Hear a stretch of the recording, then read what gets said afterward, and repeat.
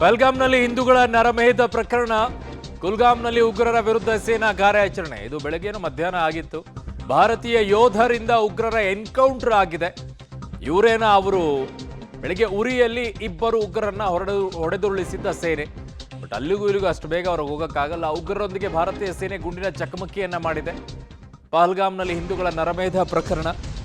ಪಹಲ್ಗಾಮ್ನಲ್ಲಿ ಹಿಂದೂಗಳ ನರಮೇಧ ಆದ ನಂತರ ಕುಲ್ಗಾಮ್ನಲ್ಲಿ ಉಗ್ರರ ವಿರುದ್ಧ ಸೇನಾ ಕಾರ್ಯಾಚರಣೆಯನ್ನ ಮಾಡಿದೆ. ಭಾರತೀಯ ಯೋಧರಿಂದ ಉಗ್ರರ ಎನ್ಕೌಂಟರ್ ಆಗಿದೆ. ಈಗ ಹುಡುಕಿ ಹೊಡಿತಾರೆ. ಈಗ ನಿರ್ನಾಮ ಮಾಡಬೇಕು, ಇವರನ್ನ ಅಕ್ಷರಶಃ ನಿರ್ನಾಮ ಮಾಡಬೇಕು.